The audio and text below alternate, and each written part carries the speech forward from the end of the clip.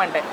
పవన్ కళ్యాణ్ ఏముంది, చిరంజీవి మాత్రమే కొన్నాళ్ళు ఉండిపోయేవాడే. ఓకే, ఏం లేదు. ఇప్పుడు ఉప ముఖ్యమంత్రిగా ఉన్న రాష్ట్రానికి అయినా ఏం కాదు పవన్ కళ్యాణ్. ఈ 2 ఏళ్లలో ఆయన పనితీరు మీకు ఏమన్నా అనిపించిందా? ఏం కాదు, ఆయన ముఖ్యమంత్రి కాలేడు, ఎప్పుడు కాడు.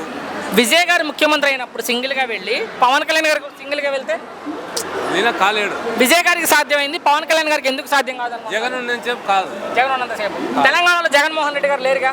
తెలంగాణలో పోటీ చేస్తామంటున్నారు పవన్ కళ్యాణ్ గారు. తెలంగాణలో పోటీ చేస్తే కాలేడు. కాలేడు. అక్కడ ఎందుకు రాలేరు? అక్కడ జగన్ గారు లేరుగా. జగన్ లేకుండా కేసీఆర్ కేటీఆర్ ఉన్నారు. ఓకే, కాదు, వాళ్ళ ముందర కాదు. మరి తమిళనాడులో ఈ పక్క స్టాలిన్ ఉన్నారు, ఆ పక్కన పళనిస్వామి, అంత పెద్దవాళ్ళు ఉన్నా కూడా విజయ్ సీఎం అయ్యారు. విజయ్కి సాధ్యమైంది, పవన్ కళ్యాణ్ గారికి ఎందుకు సాధ్యం కాదు? కాదు కాదు. అది ఎందుకు బాబాయ్, ఎందుకు అంటున్నా? విజయ్ అంత పవర్ లేదు పవన్ కళ్యాణ్ గారి దగ్గర. లేదు.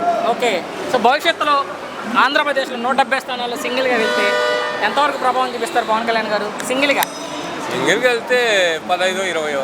ఇప్పుడు ఆల్రెడీ 21 గెలిచారు. అంతకంటే రాలేడు. సీఎం అయితే అవలేరు అంటారు. కాలేడు. ఆయన అభిమానులు కోరుకుంటున్నారు కానీ సీఎం కావాలని. అలాగనే కాలేడు. అంతే. ఒక్క మాటలో మీ అభిప్రాయం ఏంటంటే పవన్ కళ్యాణ్ గారి మీద చివరిగా? ఏం లేదు, కాలేడు. Thank you.